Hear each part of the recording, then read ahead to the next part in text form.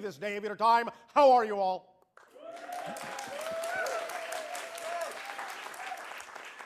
All right. First and foremost, we would like to extend to each and every one of you our deepest appreciation for the co-creation of this interaction this day of your time. Each and every time you allow our civilization to experience any one of you or all of you together, you give us a new perspective of creation for which we thank you because it expands our understanding of all the things that all that is can be. We would like to return the gift by sharing with you the information in the following way that we would entitle Flipping the Switch. What we mean by this is as follows. Many of you have now begun to understand the concept that you have called parallel reality. We've often used the analogy of your own television sets to illustrate the point that many, an infinite number of parallel realities coexist in a sense side by side with yours. Universes in what you call a collective multiverse, each of which is discrete, distinct, its own reality, but operates on a different frequency so that you do not necessarily perceive it directly from your reality and vice versa. The television analogy holds up in the sense that you know that when you're watching one of your programs, at any given moment, there are any number of other programs you could be watching that all exist at the same time, but the only reason you do not see them is because they are not on the frequency that you are watching. But when you change the channel, you get a different program, which is representative of a different frequency and representative of a different reality. The one that you were watching a moment ago hasn't ceased to exist. You know it's still there, it still exists at the same time as the program you're watching now. But because it exists now on a channel you're no longer on, because it exists in a different frequency domain, you no longer perceive it. Your senses are attuned to the channel that you have tuned to. So it is with the idea of what you call the experience of physical reality. It is really just an issue of different frequencies in your consciousness, different vibrations that create what it is you perceive reality to be. Because that all is going on in your consciousness. And that is all reality actually is your perceptions in your consciousness. There is no real physical reality, in a sense, outside of you. In fact, there actually is no outside at all. That's an illusion. What is real is the experience of the reality. That's what's real.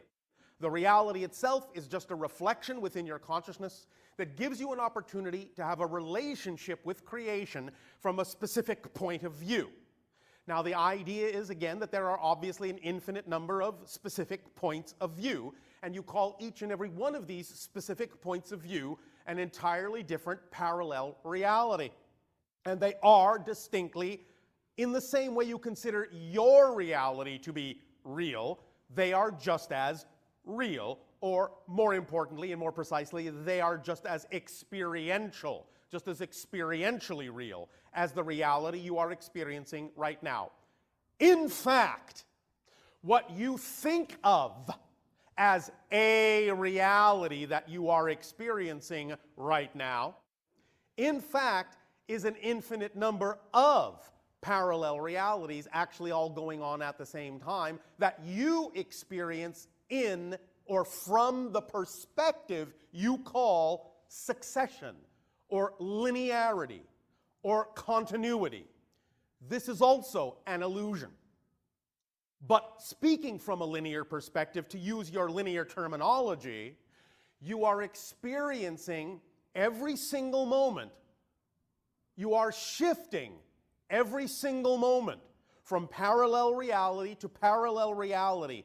In fact, the very experience of motion itself, what you call the experience of movement in space-time, is actually the experience of shifting from parallel reality to parallel reality, because each and every distinct and discrete parallel reality is actually motionless, like a frame of film.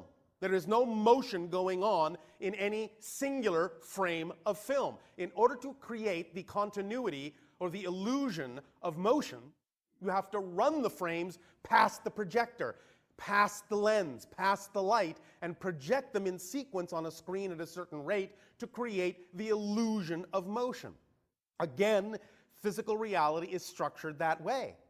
So the idea is that when you make any movement at all, even this or this, that involves literally shifting through billions, yes, billions of parallel realities. Because this is one, this is one, this is one, this is one, this is one, this is one, this is one, this is one, this is one, this is one, this is one, this is one, this is one. And there are actually billions in between. You shift through billions of parallel realities every second so rapidly, so smoothly, you actually think you're experiencing one continuously smooth, flowing, single reality, and you're not. So the idea to understand from this is that you are very much like a movie. You are literally living your own movie frame by frame by frame by frame. And the only reason you don't know, the only reason you can't tell that easily that you're actually shifting from one parallel reality to another billions of times a second is because the parallel realities you choose to shift to are so similar to the one you were just in, you barely noticed that you've actually shifted to an entirely different universe. So the point is, you don't have to learn how to shift to another parallel reality. You're already doing it. The point is that you don't have to, in any way, shape, or form, learn how to shift immediately or faster than you're already shifting, because you're already shifting as fast as you can. The point is, if you want to be able to tell that you're shifting, all you need to do, since you're already shifting as fast as you can, since you're already shifting totally from one universe to the other, all you have to do is create a greater degree of difference between this parallel reality and the next one so that you will notice that you're shifting.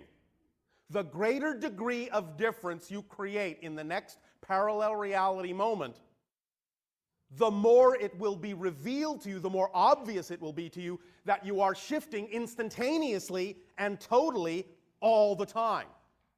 So what we are talking about working on here today with the concept of flipping the switch and using the concept of your shifting through parallel realities to get a better bead on the idea, a more precise understanding of the idea of manifesting the parallel reality you prefer, is to focus on the idea of creating a greater degree of difference than you normally do, so that you will be able to feel the shift, to see the shift, to perceive the shift more viscerally, more concretely.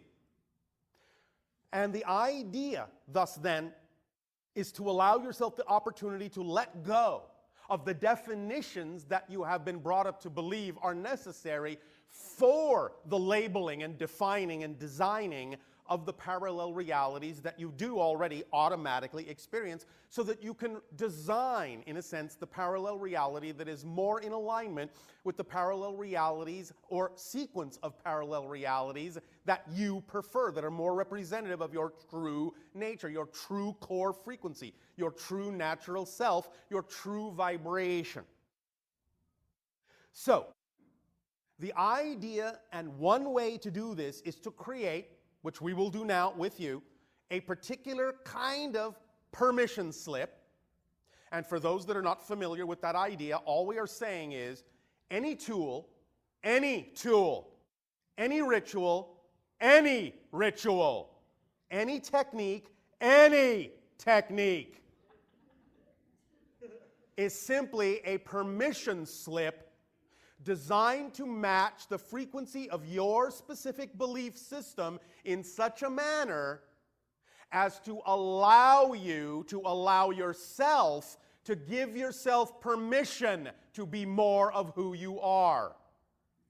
It's simply, in a sense, a trigger that allows you to shift in the way you prefer to. The shifting is never actually done by the ritual, by the tool, or by the technique. It's simply something that matches your belief system so well that you think it's actually changing you. All it's doing is allowing you to relax your stronghold on one particular set of beliefs and relax them enough so that you're finally willing to give yourself permission to change in ways you say are more representative of your true natural self. So that's why we call any such technique, including the one we are about to deliver, simply a permission slip. And it doesn't matter for you, in a sense, whatever the permission slip is.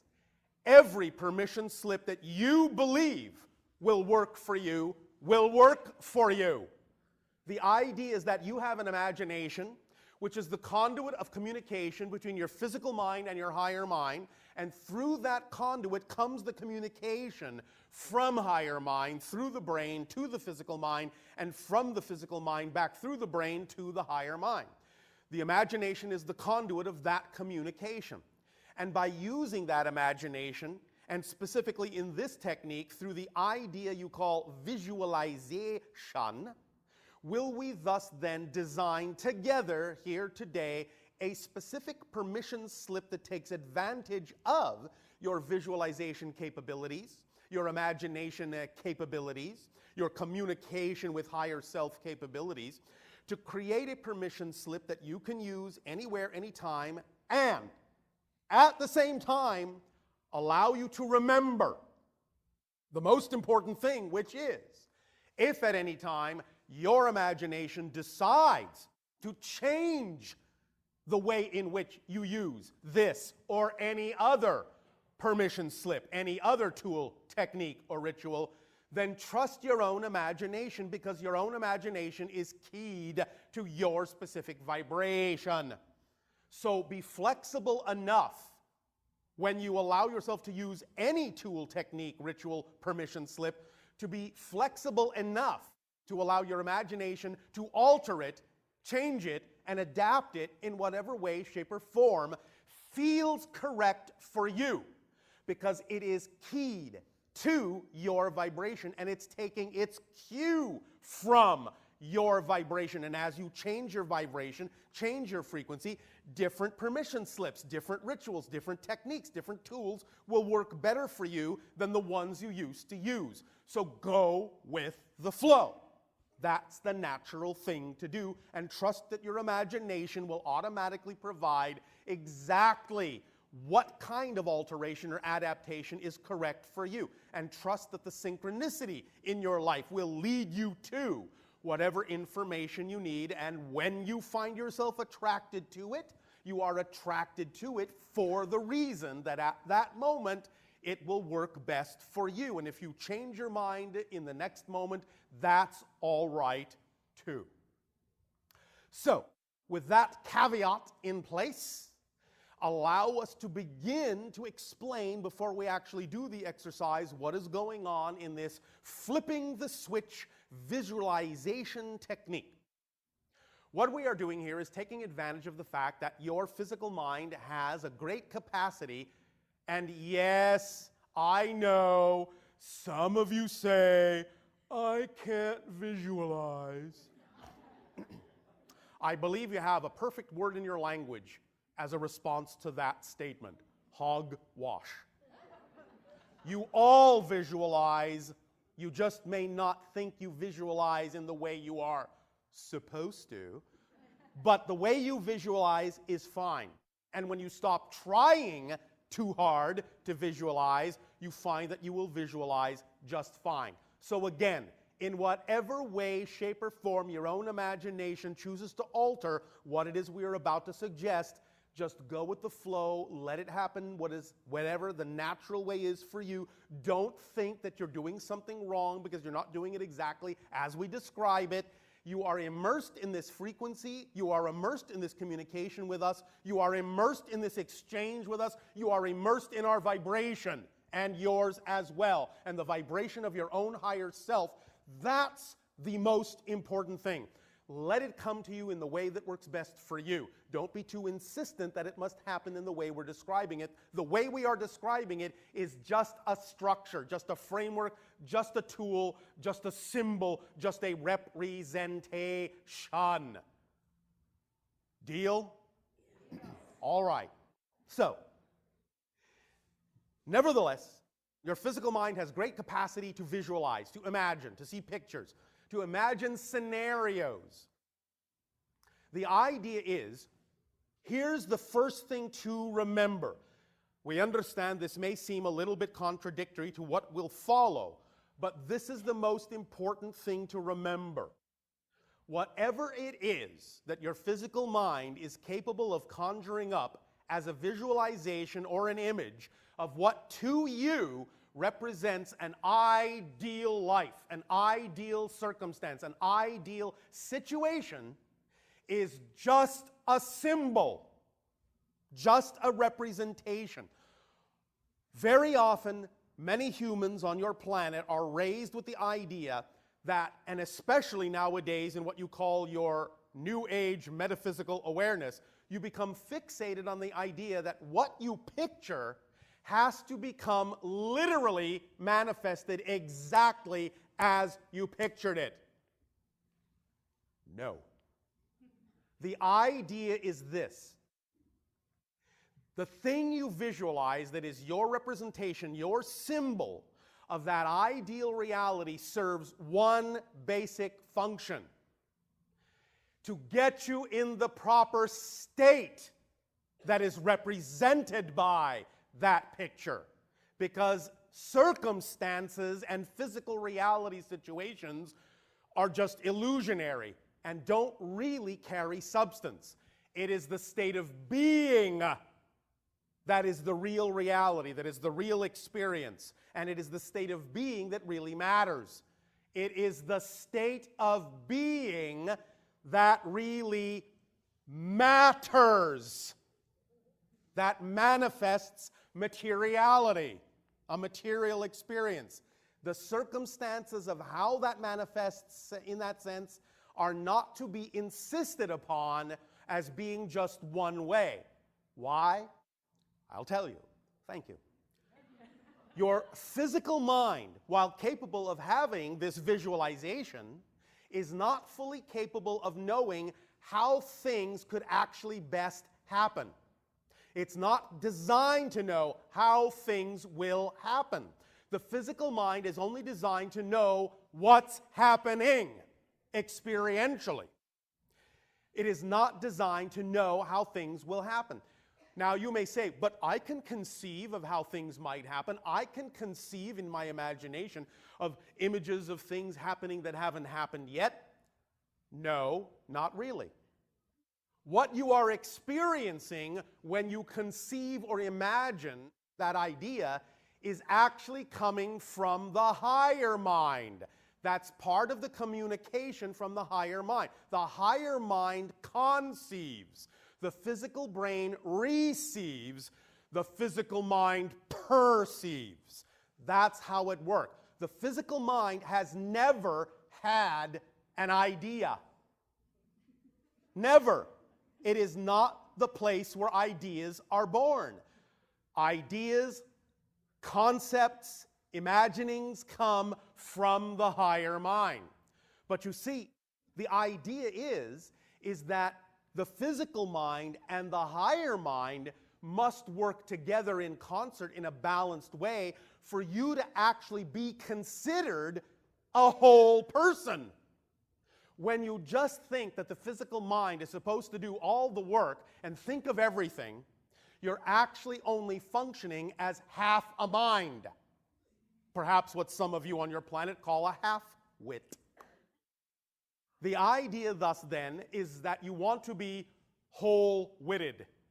And so you must allow for communication to occur, balance to occur, and sharing to occur with the higher mind in order to be functional as a whole person.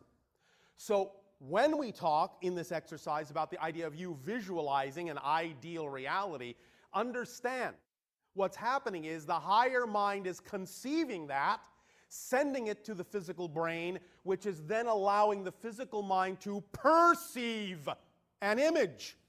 But it isn't conceiving of the image. It's only perceiving an image. And more importantly, it's only perceiving an image that the physical mind is capable of interpreting as relevant. There may actually be more information in that image than you're actually capable of perceiving with the physical mind that is coming from the higher mind. And that's why it's so important that when you get that picture and you visualize something that you prefer or desire, that you not insist that it must come to truth the way you have exactly seen it. Because you may only, as a physical mind, be seeing half the picture. There may be far greater ways the higher mind can actually bring you the reality in a different format that is actually representative of the state of being of that reality, of the vibration you prefer in that reality, that you may not be capable as a physical mind of conceiving of, but can experience in physical reality when it's brought to you, when you manifest it. Because you can only experience it through the manifestation in physical reality. You cannot experience the totality of what that image represents when it's simply raw data coming from the higher mind. So that's why you need to relax the idea and relax your insistence that what you picture must come true, literally, specifically, as you have pictured it. Thus, then, when you relax that insistence, while it may be possible and maybe even highly probable that exactly what you saw is exactly what will happen, maybe, if you actually limit it to that picture, you could actually be preventing it from manifesting in a way that is even greater than you imagined with your physical mind. And why would you want to do that? Why would you want to limit it to simply what your physical mind is capable of thinking of or perceiving per se?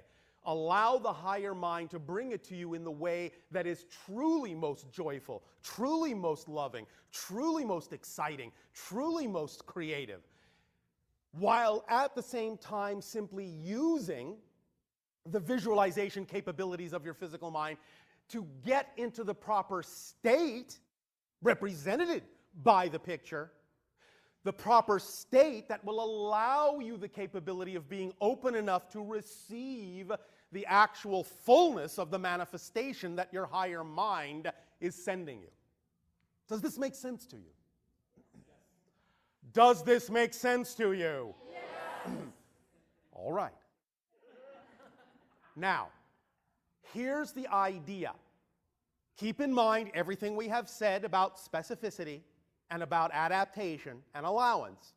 At the same time, recognizing this is simply a permission slip, but can be a very strong technique because it keys into some very fundamental collective consciousness agreements you have all made about how you relate to the idea of physical reality. So what we're doing here is we're plucking the cords and, shall we say, rewiring the neurological pathways in your brain to take advantage of some very core concepts you've all agreed to abide by in physical reality. And here we go. Allow yourselves to relax. Take a deep breath in and let it out. Take a deep breath in again and let it out. And one more time, take a deep breath in and let it out.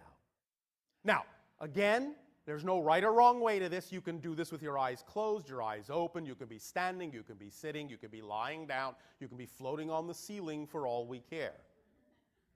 Here's what you can begin to do.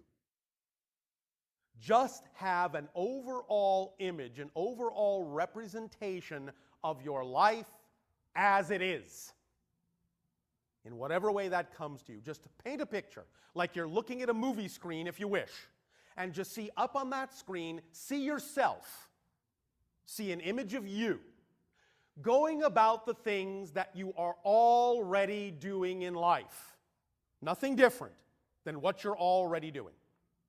It can be anything on a day-to-day basis, this and that, big or small, doesn't matter. Just see yourself as you are. Now, when you are ready, blank the screen, wipe the screen. Now, replace it with an image of yourself going about your day-to-day business in what you consider to be, for now, your preferred, desired, ideal reality, your ideal life. Fill that movie screen with your image and look at all the things, create all the things in it that are representative of what the things are you would be going about doing in your ideal life, your ideal reality. Some of them may be the same. Some of them may be different. Whatever it is, just take a look at it. Now, in your mind's eye, put those two screens side by side or one above the other. Look at one screen that represents your life as it is. Look at the other image on the other screen that represents your life as you would prefer it to be. Notice the differences. Notice the differences. Notice the similarities, but notice the differences.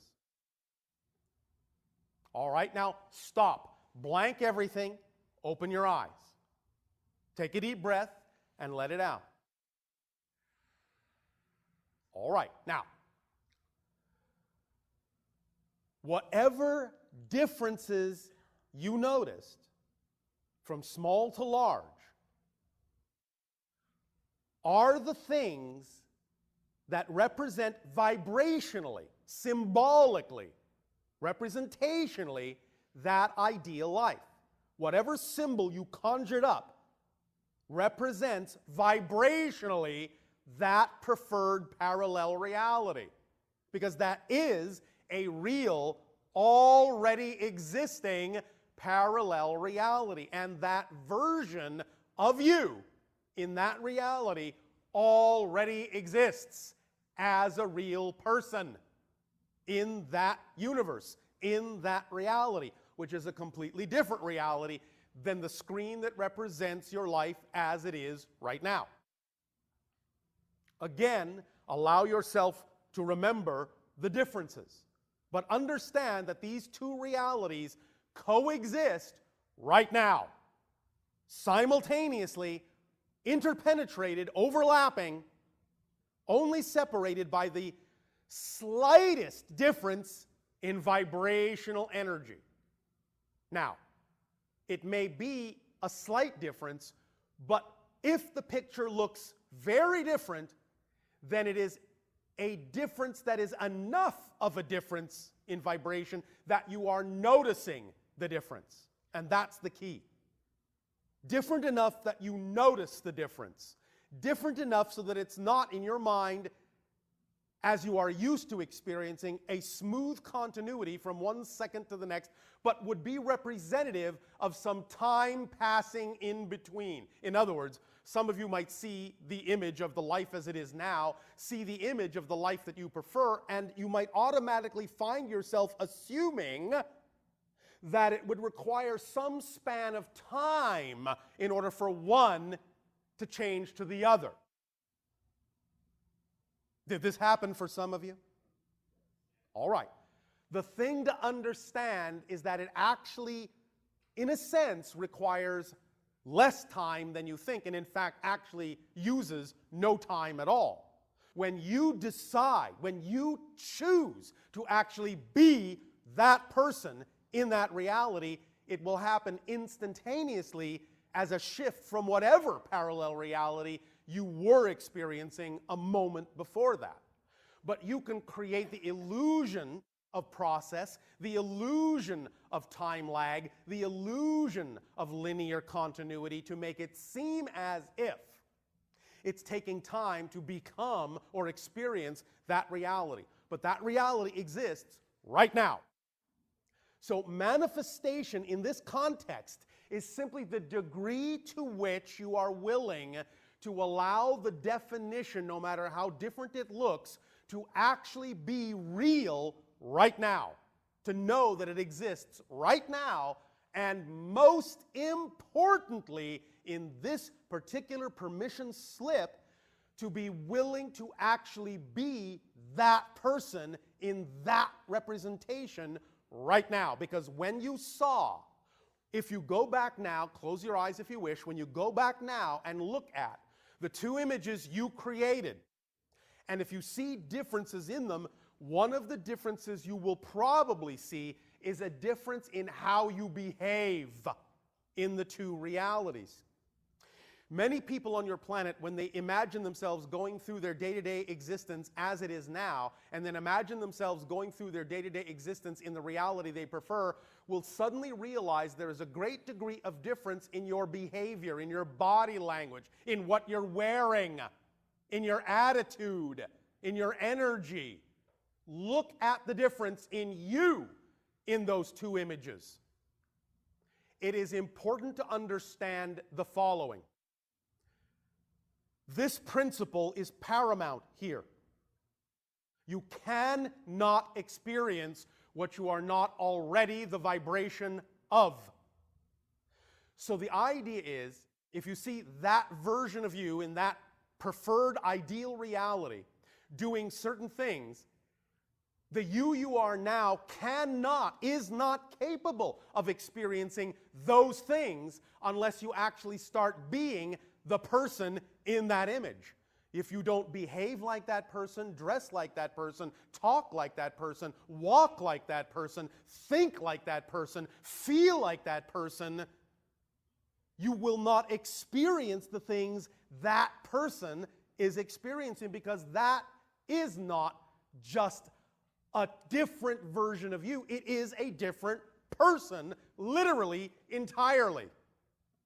And you, the greater you, as a consciousness, can shift between the person you're experiencing yourself to be now and the person that is represented in that ideal scenario. That you, the bigger you, the consciousness that you are, will be the same, but the person, the physical construct, the temporary personality that you consider yourself to be as a physical being will literally not be the same person, because you are not the same person from moment to moment to moment to moment. As we already said, billions and billions of times a second, you're actually becoming literally, quite literally, not metaphorically, quite literally, a new person billions of times a second.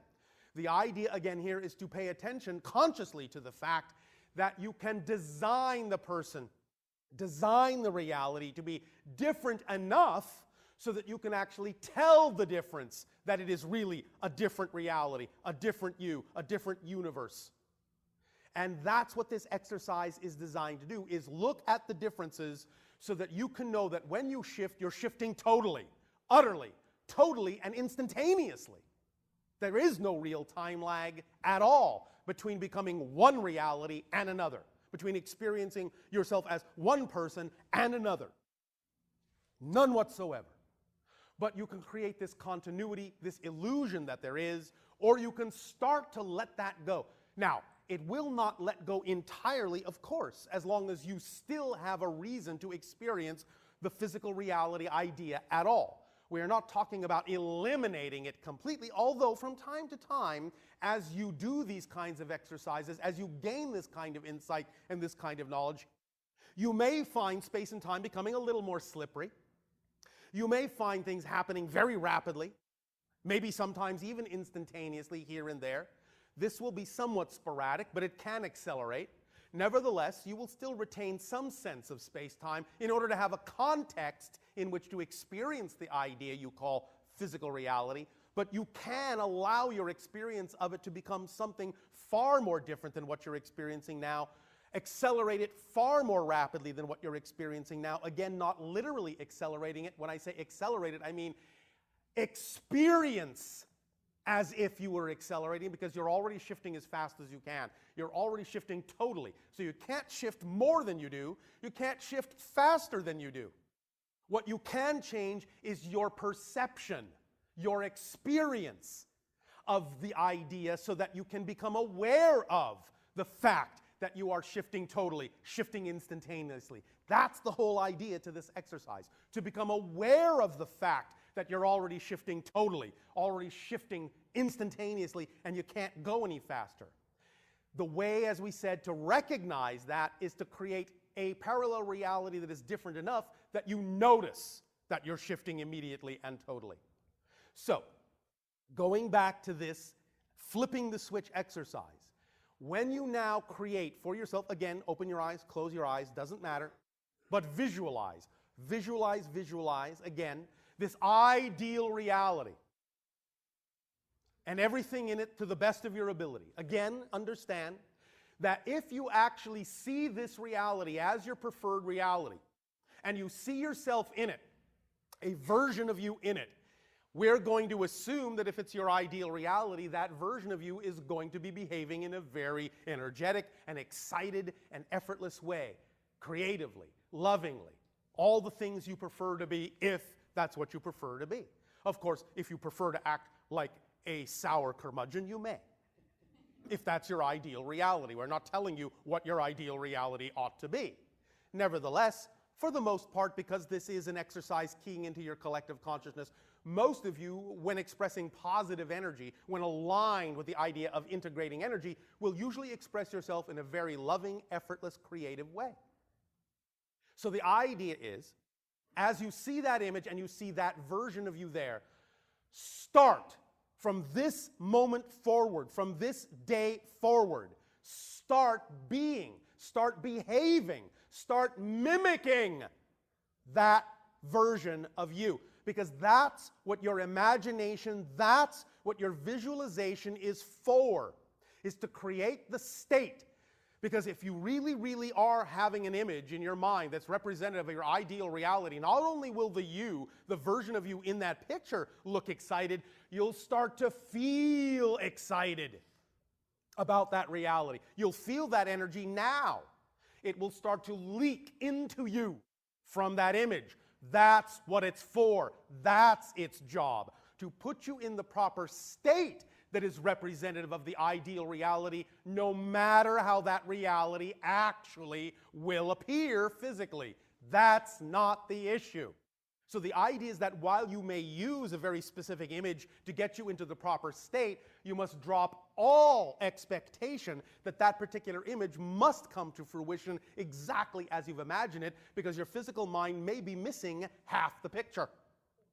Once you get into the excited state brought on by the symbol or the representation of that image, let that energy go back to your higher mind and let the higher mind bring you the actual image, the actual manifestation that will actually be representative of the energy state that you want to be in your ideal preferred reality. And you can keep on doing this and keep on doing this, always reinventing, always redesigning, always redefining that ideal reality. But the key is always to truly unlock that reality as a manifestation. The key is you must actually act like the person, like the version you see in that reality. Because if you don't, then you're actually saying, I'm not that person, I'm not that vibration, I'm not that frequency, and therefore, that is not my true reality. This is. So if you want a reality where the image of you is this, then be this. Because you cannot have this if you're this. This reality is this reality. Oh well. This reality is this reality, and it is not this reality. This reality is this reality, and it is not this reality. It simply is not. In the same way, to go back to our original analogy, if you wish to watch a program on your television on channel 4, you don't turn it to channel 2. You turn it to channel 4. Otherwise, what would be the point? So the idea is, in flipping the switch, to use this technique to allow yourself to truly see, truly use your visualization capabilities to not only see, but to feel that reality. Feel what it would be like to be in that reality. Get excited about it. Now, during that experience, while you're doing that, some of this may come up. you may find that while you're doing that, the little nagging voice may creep in. But I don't really know if. Usually how it starts. I don't really know if I deserve it. I can really manifest it. What if I do, and then I'm ostracized by being too different? All these things that come with the little voice that says, I don't really know if. That's all right. That's all right, because that's what needs to happen. Why? Because your excitement by itself as a toolkit is a holistic toolkit. Comes with everything it needs, every tool it needs to help you become more of who you are. Excitement is completely a self-contained kit. It is the driving engine, and it is the organizing principle of your experience of life. So when you do move in the direction of your highest joy, it will automatically pull up to the surface anything that is not representative of that vibration. It will call it out. It will amplify, magnify, and throw a very bright spotlight on what does not fit with that energy, so that you can deal with it, so that you can understand it, so that you can own it, so that you can identify it, so that you can allow it to change, so that you can turn that energy into more excitement. So if that little voice comes up, invite it up fully, because it's there to show you that you have a vibration, you have a definition, you have a belief that is out of alignment with that picture, and you want to know what that is, because you don't want to hold on to something that doesn't belong in that picture. And in fact, the beliefs, the negative ideas, really, that are out of alignment with your true self, out of alignment with your true vibration, don't actually belong to you. They were probably, in a sense, borrowed from your parents, borrowed from your society, borrowed from your friends, borrowed for a variety of reasons, but they don't belong to you. If you're carrying around a belief that doesn't belong to you, that's called stealing. Do not be a belief thief. Give back all the beliefs that don't belong to you. You, when you're simply carrying the beliefs that belong to you, will feel light, free, effortless. The only time you feel weighed down is when you're carrying things that aren't yours, because they don't fit. They're too much for you, too different for you, not right for you, out of alignment for you. Drop that baggage and allow your excitement to reveal to you where that baggage exists. That's why excitement is such a complete kit, because as you move forward in your excitement, it will always bring your attention to exactly what your attention needs to be brought to deal with it, to show you if it's out of alignment, so that you can bring it into alignment by dealing with what the belief is, why it's there, and recognizing that if it's out of alignment with you, it doesn't belong. It's illogical, nonsensical. It has no business being part of your belief structure. So don't hold on to it. Let it go. Drop it. Run away. But you must deal with it first. You must change it. You must own it in order to change it. You can't change what you don't own. So you can't just gloss it over. We're not saying ignore it. We're not saying, oh yes, there's something I don't want to look at, and look the other way. No, you must fully face it, fully amplify it, fully magnify it. You must really understand what it is. You must truly identify what the definition is that's out of alignment with your true self. Because only by true identification will that belief actually appear illogical and nonsensical. And when it finally appears nonsensical and you recognize that it doesn't belong to you, it will simply automatically dissolve. You don't have to do anything. So don't fear it, don't run from it. Let your excitement reveal these things to you. And the more you become that person in your ideal scenario, the more these things will come up and amplify the things that don't belong there. But that's an exciting thing, because to the person you see in that image, How would they behave if something like this came up? That's the issue. You must behave, you must respond the way they would positively respond to this kind of revelation of having a belief that's out of alignment with your truth. Not the way you used to respond. Otherwise, if you just react the way you used to, you are simply reinforcing that you're not really yet that person in that ideal scenario. And then you will only have the experience of the person that you are being and not the experience of the person you say you would prefer to be. So if that really is a person you would prefer to be, then in thought, word, and deed, in all things, be that person and experience life and encounter others in the way that person would, because that is the person you are saying you prefer to be. Simple enough. That is flipping the switch. Do this for yourself anytime you wish. Have these comparative images. Have no expectation that the image you have in your mind must come to fruition exactly as you have seen it. Notice the differences, and notice more specifically the differences in you, and be that person.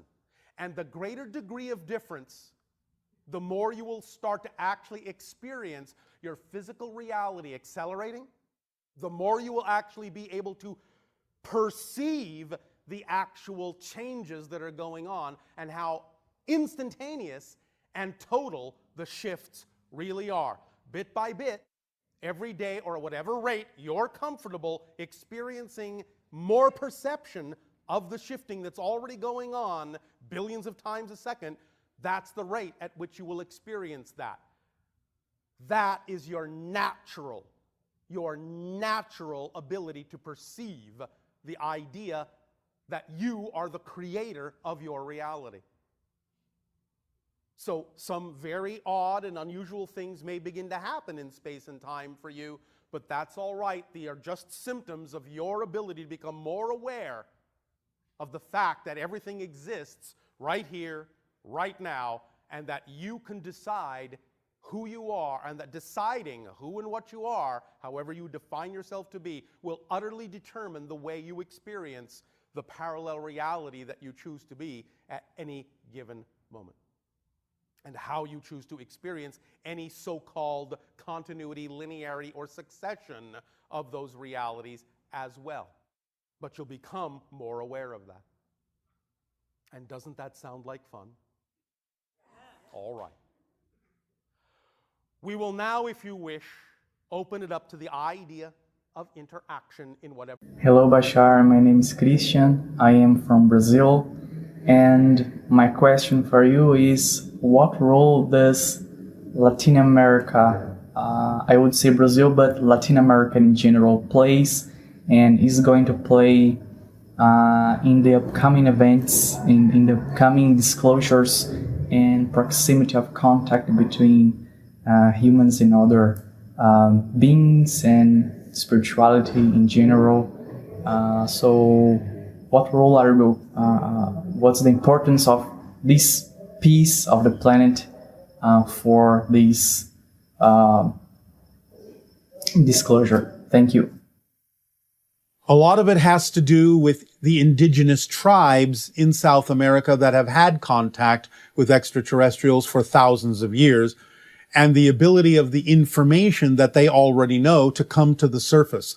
So a lot of research needs to be done, a lot of discovery needs to be done, and a lot of listening needs to be done to the stories that a lot of indigenous tribes in South America have to tell about their encounters with extraterrestrials and other dimensional beings, to add their stories to the mix of information and knowledge that humanity needs to access so it can increase its awareness of the existence of extraterrestrials that's been going on your planet for a long, long time.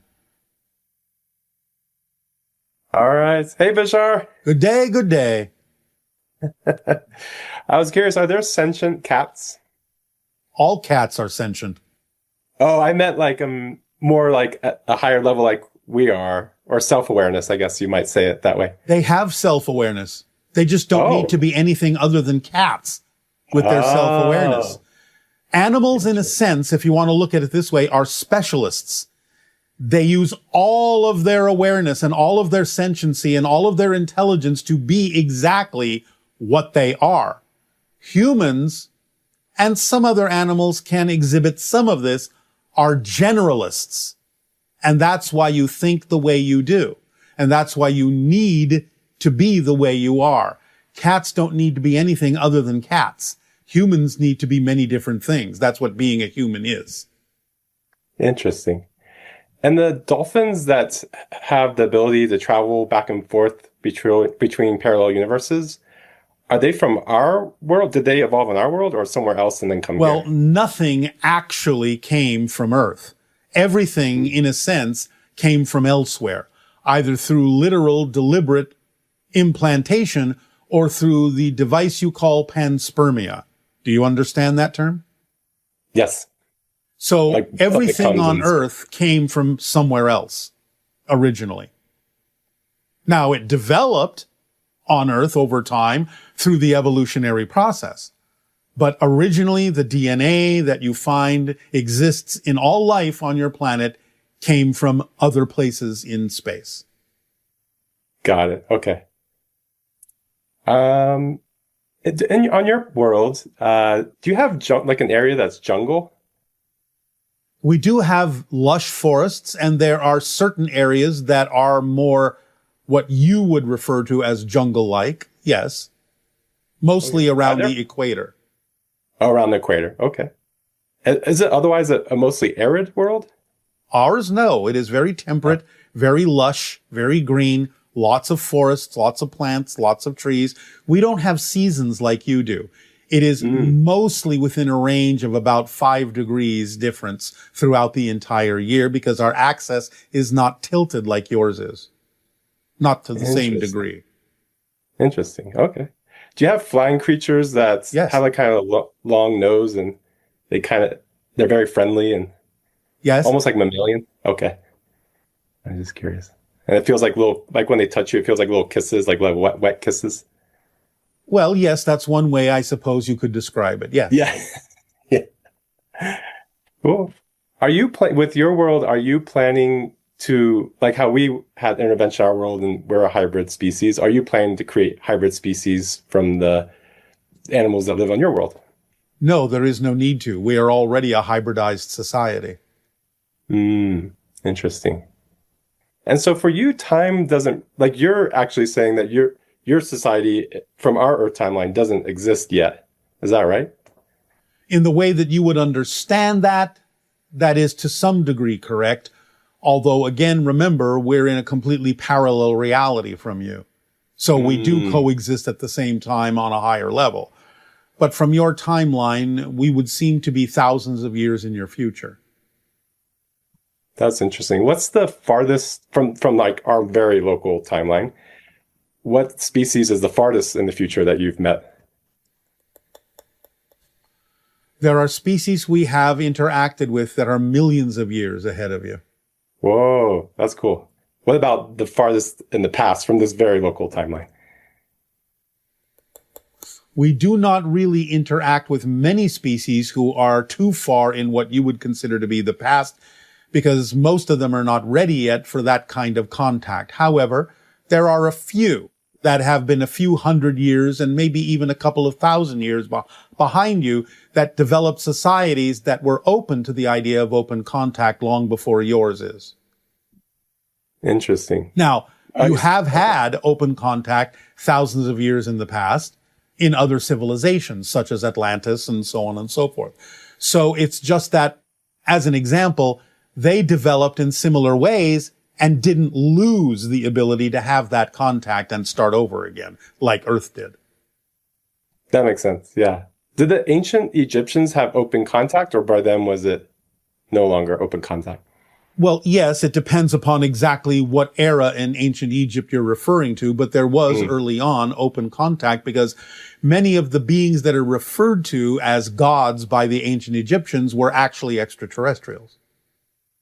That makes sense. How do you find the civilizations that you make contact with? Energetically, vibrationally. We read the vibrations they give off, And if they give off a kind of vibrational invitation that they're getting ready to allow themselves to understand that they're not alone in the universe, then we can begin to explore in what ways we may be able to initiate contact subtly so that we do not disrupt their society. But we will explore it if we feel that the vibration is being given off by that civilization. Sometimes we have to back off when sometimes they may stick their, as you say, toe in the water of exploring that, but sometimes a civilization will pull back from that, and then therefore so will we. That's really interesting. So how many civilizations again did you personally make contact with? I have made contact personally with 137. Wow, that's a lot.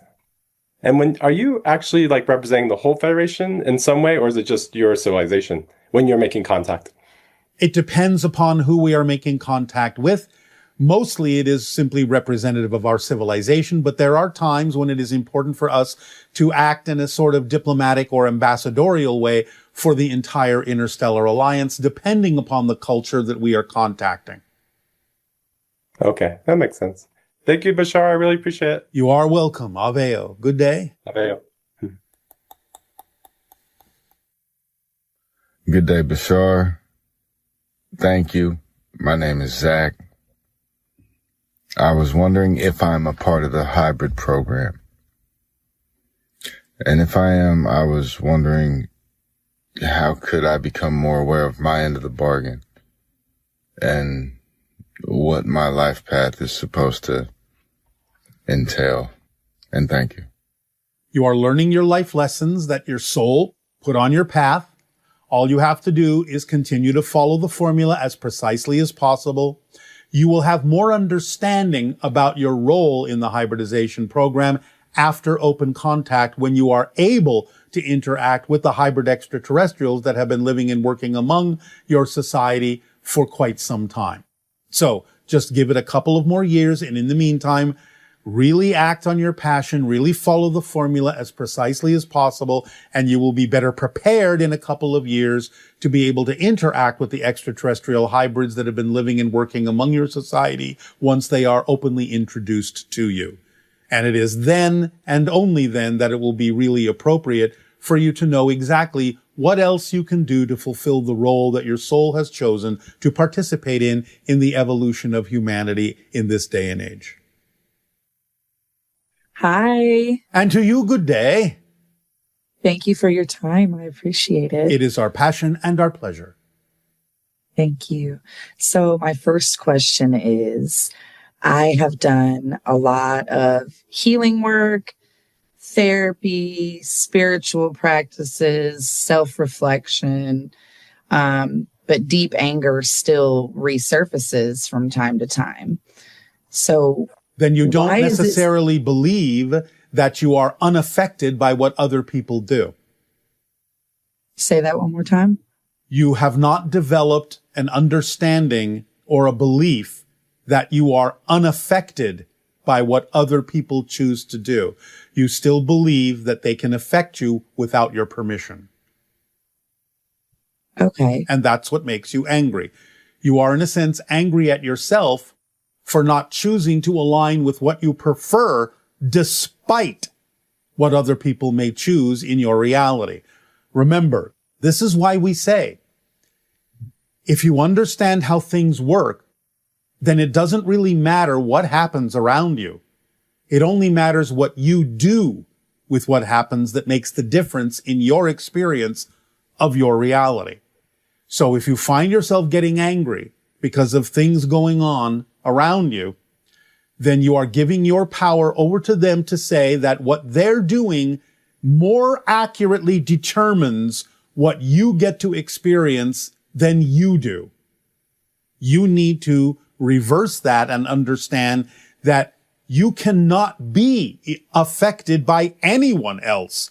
You can only match a vibration being offered to you that pulls you out of the state you prefer to be in, but you're pulling yourself out of that state with the belief that you have to match that other vibration just because you experience it or observe it in your reality.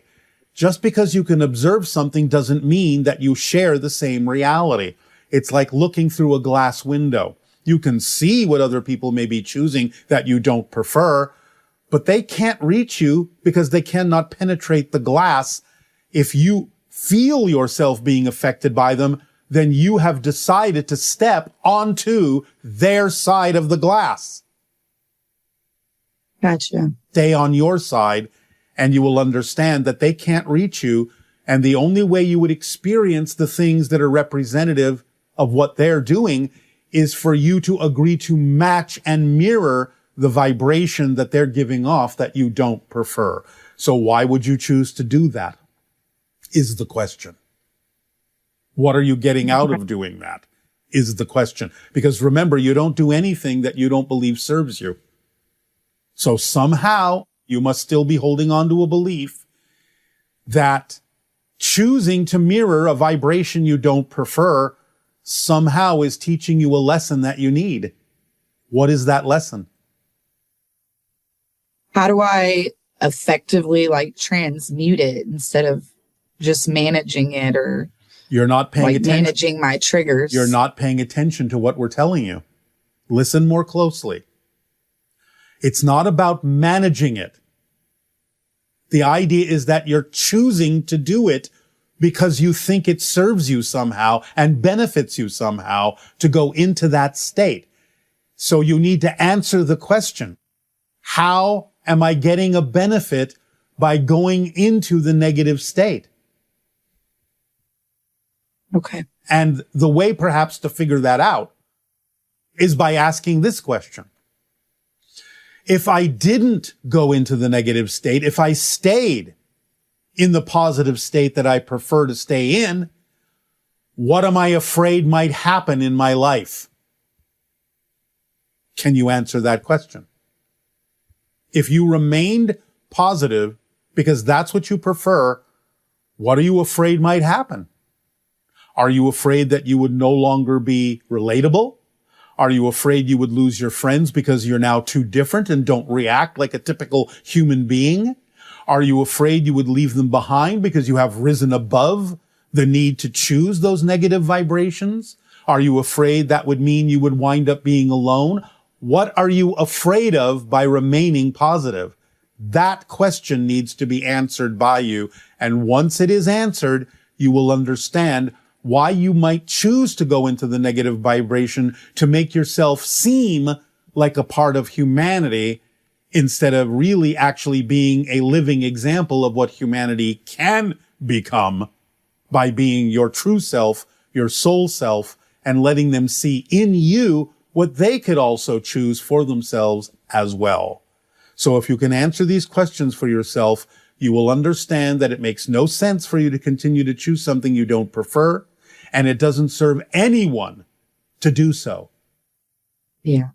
So, yeah. Are you willing to be of service to others by being your best self, your true self, and choosing only those things which allow you to act as a living example to others of what they could also choose, instead of simply going into anger, which only reinforces the negative choices that they're making? So why would you do that to them? Why would you reinforce the negative choices they're already making by mirroring that vibration instead of something more positive that gives them the option to choose something different? A good question. Thank you. I often ask good questions. The only thing is you have to find a good answer for all those questions when you ask them of yourself. So spend some time asking those questions of yourself, and you will find that the answer will come, and you will find the relief that you're looking for. Thank you. You are welcome. Thank you. Can I ask another question? That was a question, so you just did. Are you wanting to ask yet another one? Yes, sir. All right. You don't have to ask if you can ask. Otherwise, you've already asked. True.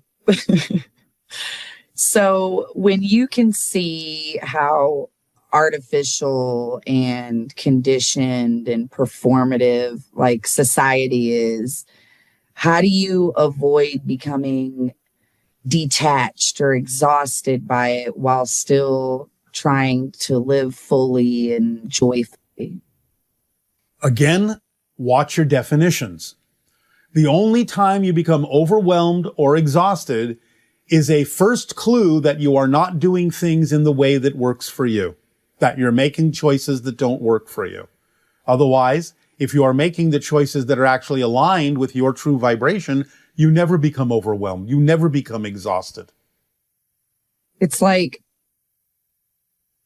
I can see that we're in a matrix and I can see the programming. But it's your matrix. True, it's your simulation. All it is a matter of making choices that you prefer as opposed to making choices that you don't. And if you make choices that you don't prefer, like we already just told you, figure out what benefit you think you're getting out of making choices you don't prefer by asking the question, if I stopped making choices I don't prefer and started making choices I do prefer, what am I afraid might happen?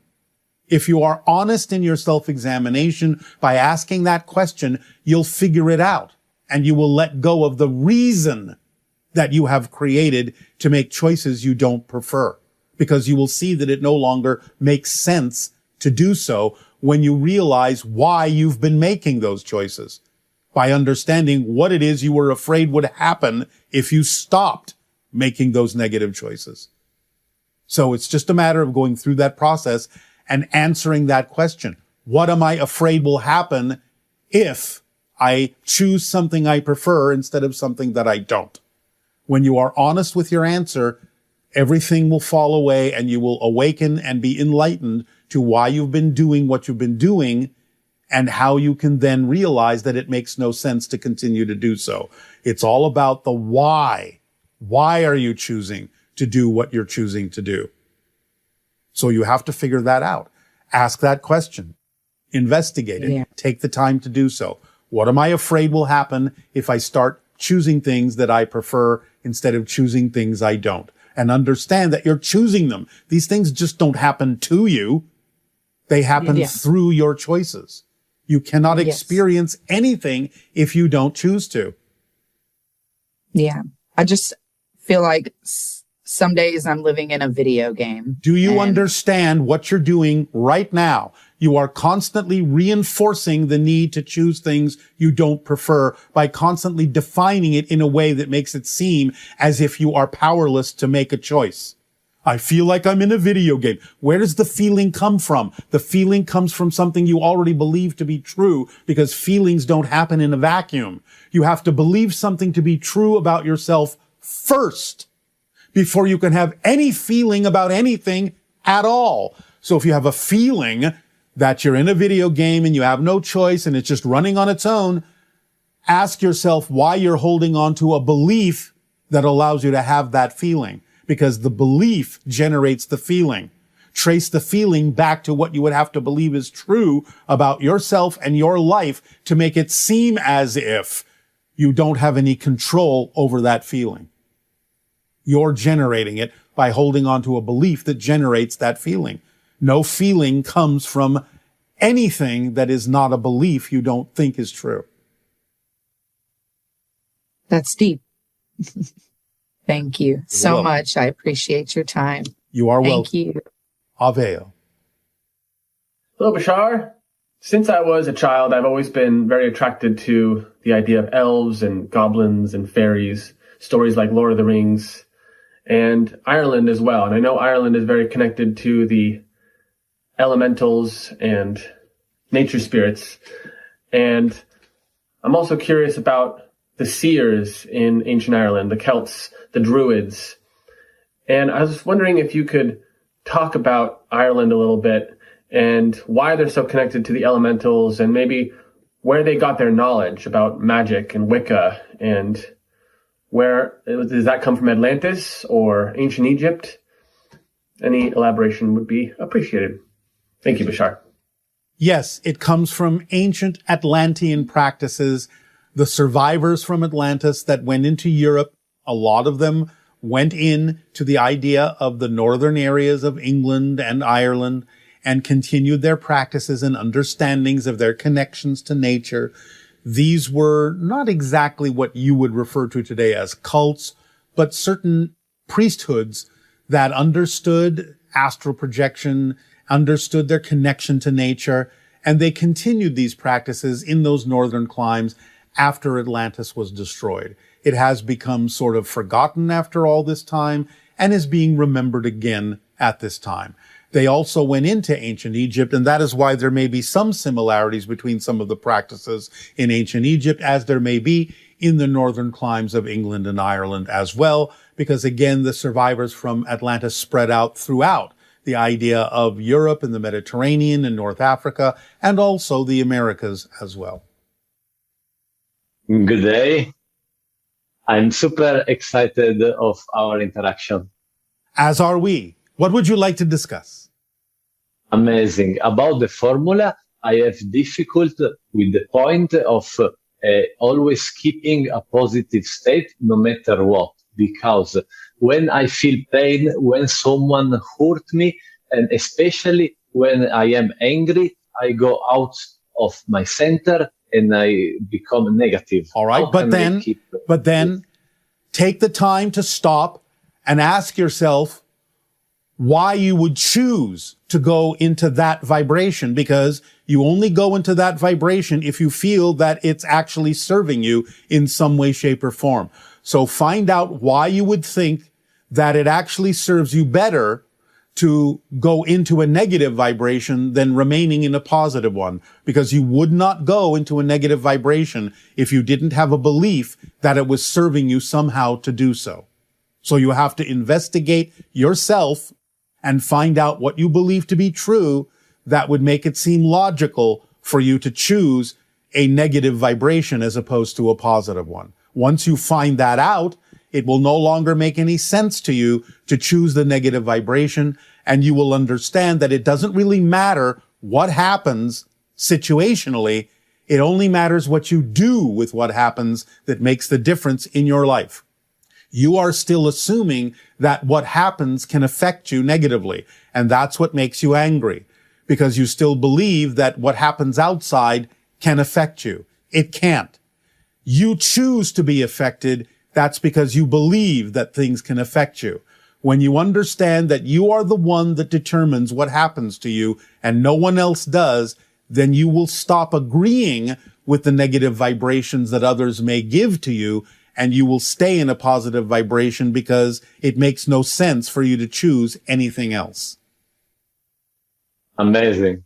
Thank you. You are welcome. About what I listen, you usually say, I feel a philosophical paradox about the topic of infinity. If we anyway will experience everything also after this singular life. So which is the meaning of our of what we choose for our action if anyway in the meantime it have an immediate effect, but in the long time we will experience everything of the universe. So where is the free will in this? Yes. For each lifetime, your soul, with its free will, chooses certain challenges and certain experiences as lessons that it needs to learn for its own soul's growth.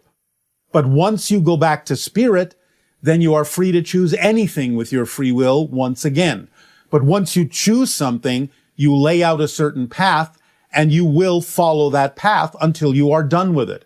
It's just like going to school. If you have chosen a certain class, then you must finish that class to learn what it is that that class has to teach you. But when you are done with that class, then you can choose anything else that you feel will help you grow in the way that you prefer to. So as a soul, you are unlimited in what it is you can choose to experience. But once you choose an experience, you have to live it through to learn the lesson that the soul decided to learn. And about this, are we stuck in an eternal prison where we must perceive some experience? We always have to do something without rest? No. How is infinite? No, you are never stuck. It's all a matter of what you choose as a soul. But once you choose it, then you must live through it because it's your choice. Once you're done, then you are free to choose anything. You are never stuck, ever. And which is the morality from this point of view? How we can build a system of ethical behavior if anyway, whatever we do can be interpreted also if it's negative as a positive effect. Anyway, we will also after this life, we will continue in spirit. So for example, killing for humans, for the majority of us looks instinctively something bad, but anyway, where is the morality of the actions? If again, we continue as infinite souls. Again, the idea is to understand what we mean by positive and negative energy. Negative is that which causes an experience of separation, segregation, diminishment.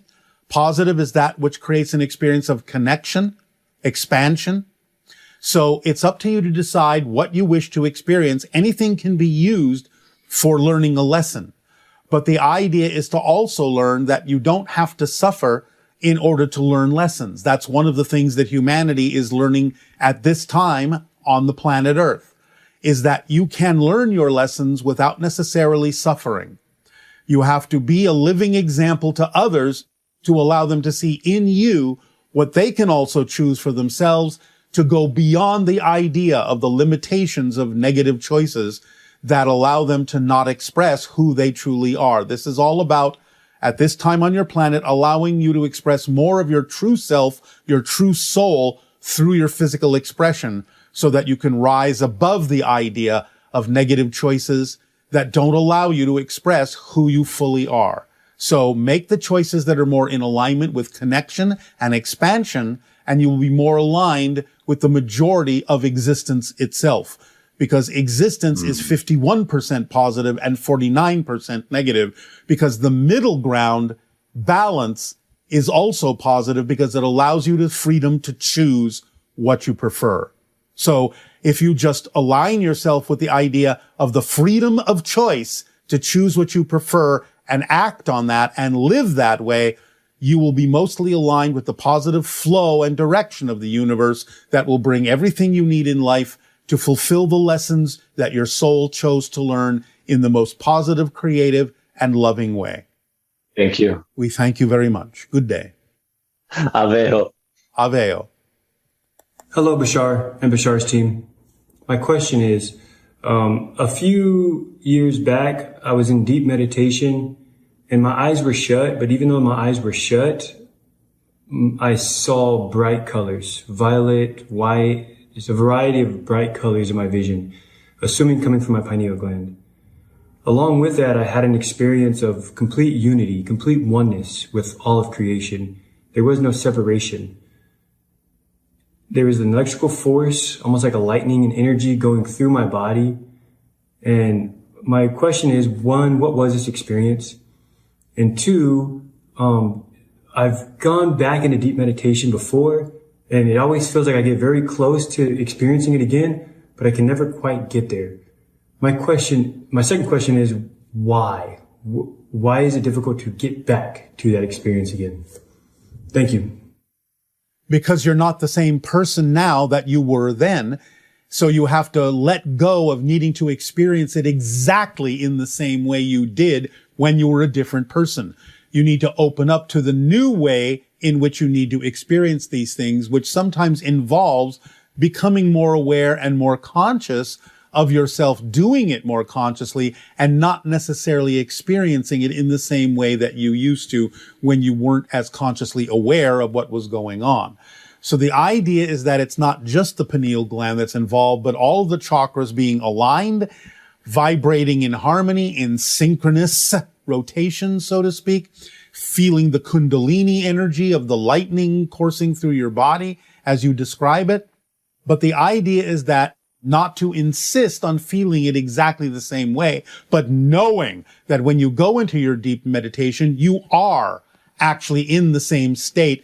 Just allow the state to feel different, knowing you are in the same state, because you are a different person who now needs to feel things in a different way. Just know that you're in the same state, relevant to the person and relative to the person you now are, as opposed to who you used to be. Hello, Bashar. How are you today? Good day to you. This day I am perfect, and you? So I have some questions. The first one is in relation to the spirit guide exercise that you gave back in November. I believe I communicated with my third spirit guide, and the appearance that I associate with them is of a golden carp. Are you referring to the fish? Yes. All right. Well, then this may be indicative of a serious connection. Oh, okay. Haha. I was like, Sirius, why? But you mean this constellation?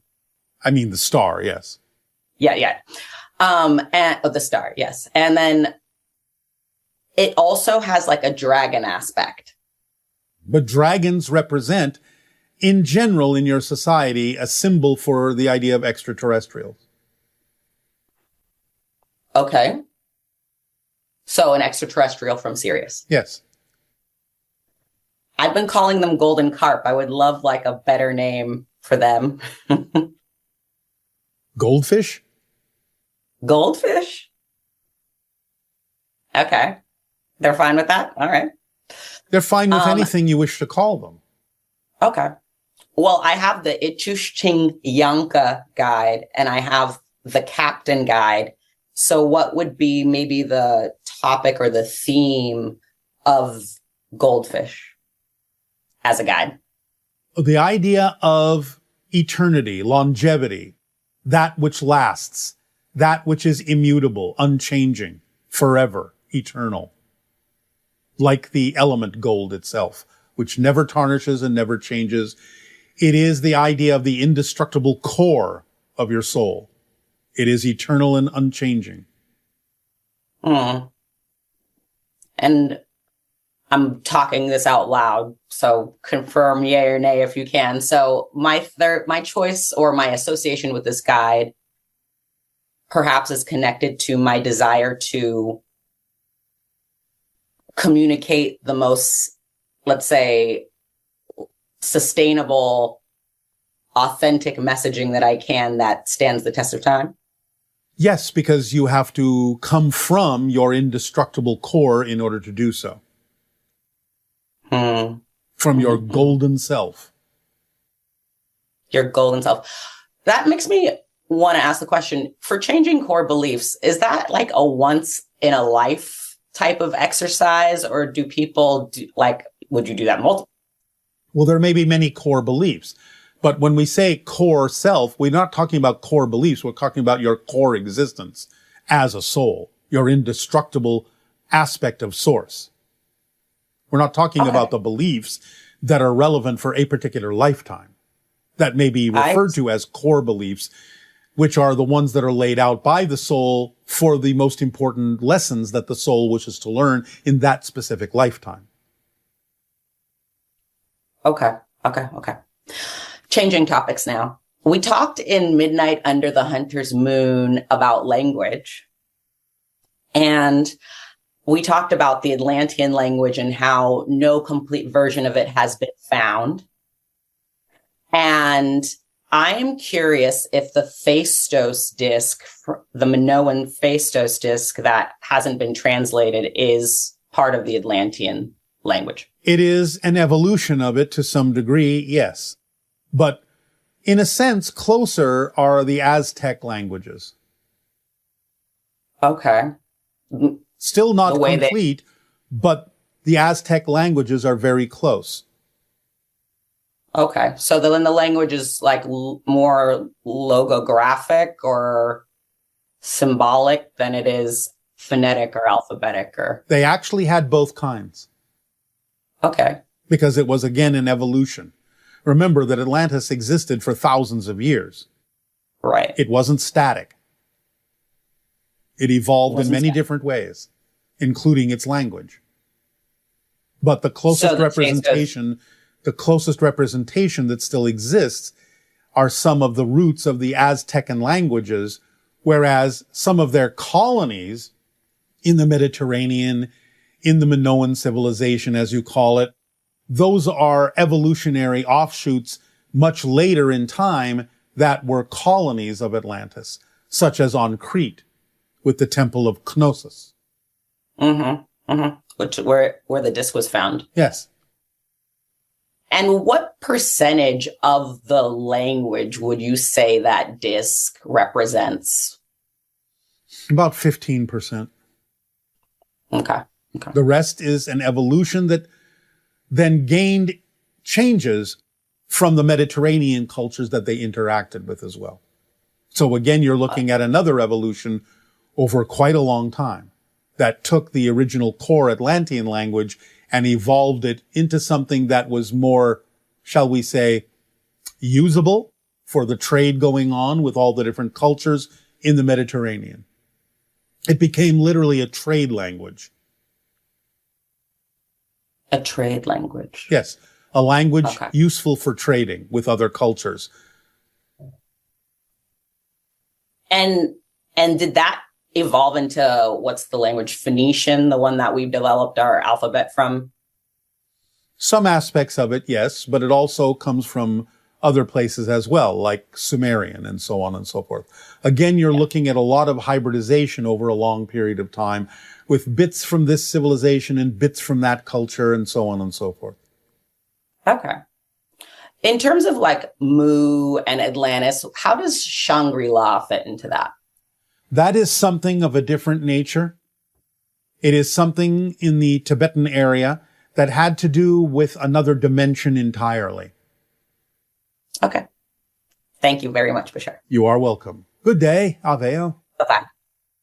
Hi, Bashar. This is my question. So I think I am passionate about being on stage and being a performer, a rock star. But I was wondering if maybe it was as well a trauma response in need of external validation. And I was wondering, how do one clarify this subtlety? Thank you very much. Well, it depends on, again, as you indicate, why you're doing it.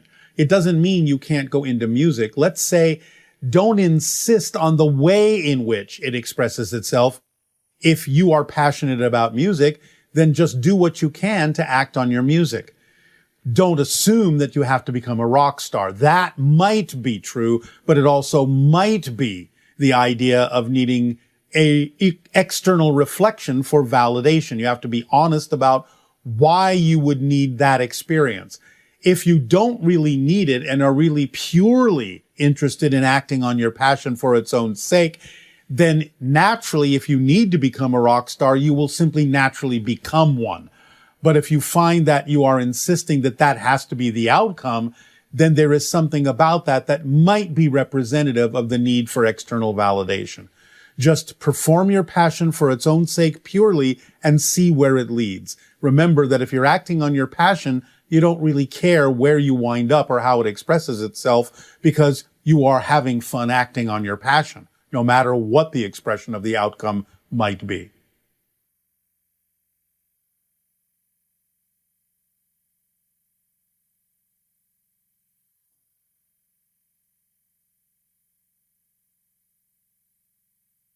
Hello, Tadeo. Nania. So I know everyone's looking forward to hearing all these great questions that have been submitted. All right.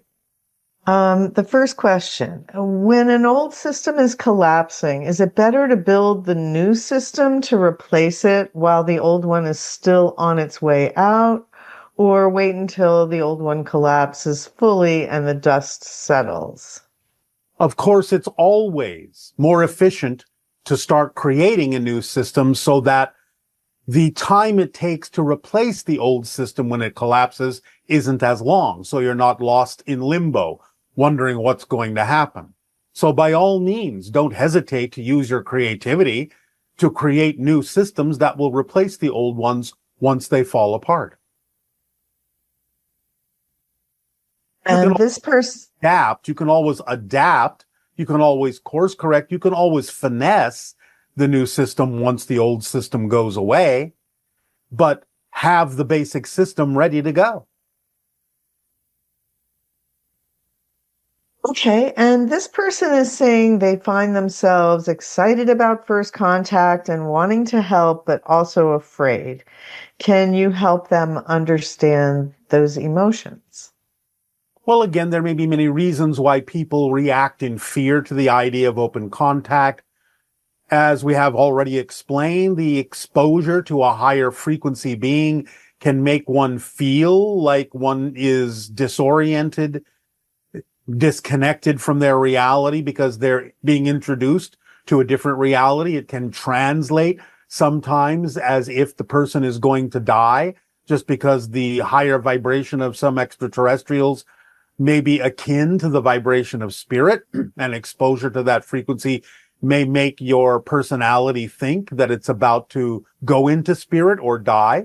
And so you react with survival mode, fight or flight, but also because exposure to the higher frequency may bring to the surface things that you're not ready to face within yourself.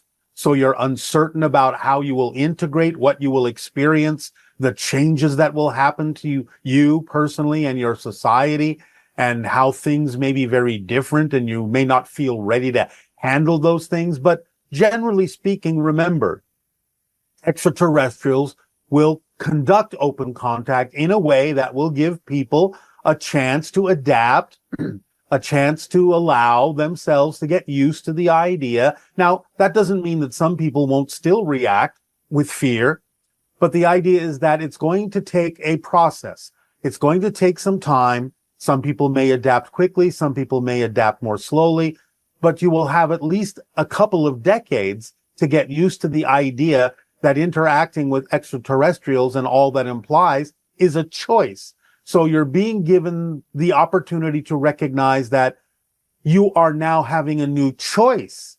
It's not something that will be forced on anyone, so you can relax about that, but you will have the choice to interact with extraterrestrials at your own pace. So it won't be something in any way, shape, or form that you will have to do right away if you don't prefer to. And what will happen to the entertainment industry on our planet after first contact? Will we still make movies, TV shows, music, theater? They're wondering how that will change. They will change our entertainment. Well, a lot of it will be technological. In other words, you will have access to holographic technology so that perhaps it will be a more immersive experience. You will be, so to speak, in the movie, interacting with the characters. You can see the advantage in some way, shape, or form. This has been represented in some of your science fiction scenarios, like the Star Trek holodeck, where you are a character in a movie with the other characters, playing out scenarios, learning lessons, so on and so forth, having experiences, having adventures, as if they are actually taking place in the physical reality, even though they're not. So it's kind of like a more creative and safer way to explore many things that you wouldn't necessarily be able to do in physical reality, at least not right away. The idea of general content is up to your continued ability to create stories.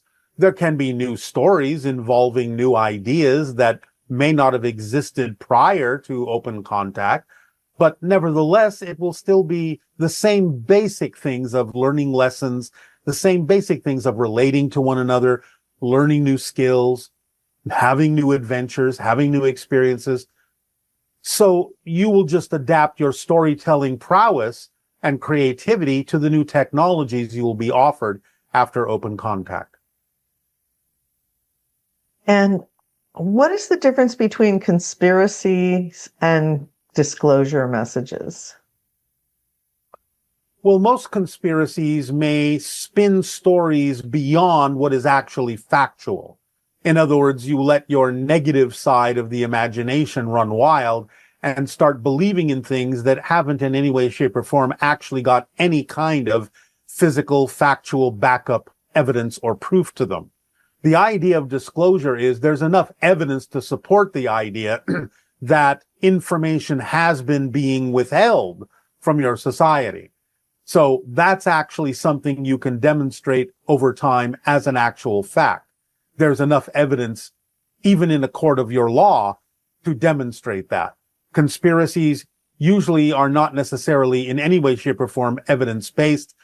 They are just fully the resource of exaggeration from the negative side of the imagination with absolutely no backup. Okay. And you've mentioned that extraterrestrials are already working with our scientists and politicians behind the scenes. Is this something tangible, meaning are actual meetings where both parties, humans and non-humans, are sitting at a table and talking? Yes. And doing more than that, working together on technological ideas, so on and so forth. So yes, there are actual conversations and interactions taking place between them for certain projects. Yes. And which species, which group of extraterrestrials would that be? Some Pleiadian, some hybrid, some gray, a few other things. Okay, and this person wants to know, when is the earliest one of us could take a ride on an ET spacecraft? Somewhere between open contact and 2050. I cannot say for each and every individual when that time may come, but this will become more and more available to humans as the decades unfold, as your society and extraterrestrial societies become more integrated. It will become more available over time. For each individual, that will be a personal timing. Okay, and could you give us some tips on how to manage our impatience and curiosity regarding this new cycle that seems to be unfolding? This person's feeling a mix of anxiety and excitement, and they want to know how to prepare themselves and how to be of service. Just follow the formula. Live your life in the best way you possibly can. Be of service to others by sharing your gifts. Impatience, remember, is thinking that something better is going to be happening than what's happening in the present. Nothing is more important than what's happening in the present, whatever that is, because that's where your lessons are found. That's where your challenges lead you to grow. So stay focused in what's going on. Act on your passion in service to others to the best you possibly can. Then everything will fall into place. That's all you have to do. Okay, and regarding the holographic recording of Earth's history, will that tell just the ancient history, or will it include our modern history as well? Everything up to the present. And even the possibility of some probabilities of the future. Because these recordings are, in a sense, able to tap into what you call the Akashic records, which actually contains past, present, and future probabilities. So the idea is that it will be perhaps more relevant to your mindset to think of it as recordings of the past of things that have already happened, but it can also be utilized as a technology to determine what might be the best courses to take in examining and exploring the idea of future probabilities as well. And what about things like crimes that have happened, corruption, war crimes? Will any of these things be like consequential secrets that are revealed through that process? On certain occasions, some of that may be included, but it's more about the idea of recording of outward events, whatever actually appeared to happen physically in your reality, more than the idea of what may have been internally withheld by individuals. Now, there may be some instances when people may have, in a sense, outwardly discussed certain things that were secret that may have the ability to be recorded. But again, it's not so much about the idea of consequential secrets as it is more about the idea of what it is that you would consider to be outward appearing history. So, for example, the Kennedy assassination, is that something that would be revealed accurately what had actually happened, or? Yes.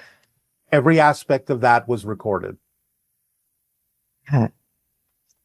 And what do the ETs think of humans that are extremely religious? Is it off-putting to them? It's not that it's off-putting. It's just that we understand that Different people may require different kinds of permission slips to allow them to move forward in life in certain ways, although we simultaneously understand that many religious doctrines can be quite limiting to a person's ability to make their own personal connection to spirit. So it's just something we observe that we would generally consider to be not necessarily the most efficient way to connect to the idea of your personal space or relationship with source. But at the same time, we also recognize the importance of permission slips for certain people who simply do not necessarily know any other way to get in touch with those things that may matter to them on that level. And how can we recognize during open contact whether an extraterrestrial being is benevolent, like the Pleiadians, or maybe not well-intentioned, who would have domination in their plan? We want to be able to discern so we're not misled during that phase. Any misleading would come from your own people, not from the extraterrestrials. The beneficial extraterrestrials are keeping anyone that is not beneficial to Earth at bay. So you don't have to worry about that. So any deception would be coming from your side, not from the extraterrestrial side. And some people are saying that a scare event will happen to wake up humanity and usher in a new era. Will this scare event actually occur? And if so, why would a scare event help to wake up humanity instead of taking over our media and explaining everything to us calmly? It's not about the idea that there is a scare event. It's about the idea, it's a way of interpreting the understanding that some people will react negatively to the idea of open contact. They may scare themselves.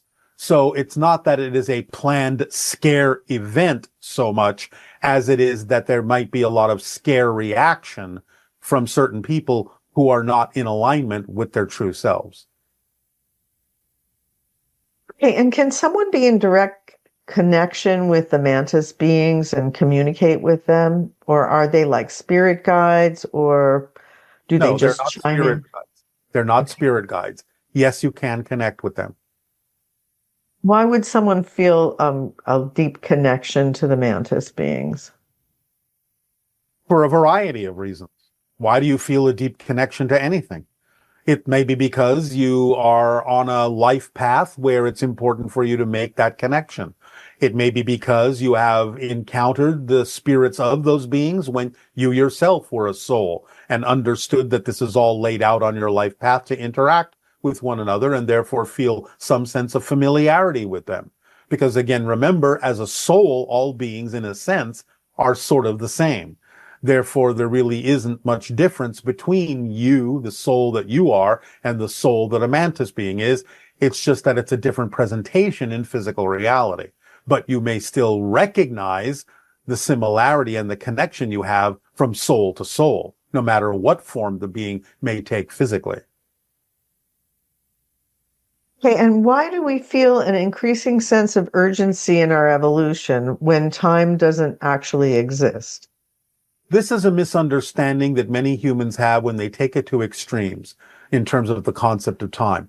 Time does exist in linear reality, in physical reality. Of course you experience the idea of time. To say it doesn't exist is to not even pay attention to what's happening in your physical reality. Yes, on higher levels, it's not experienced the same way.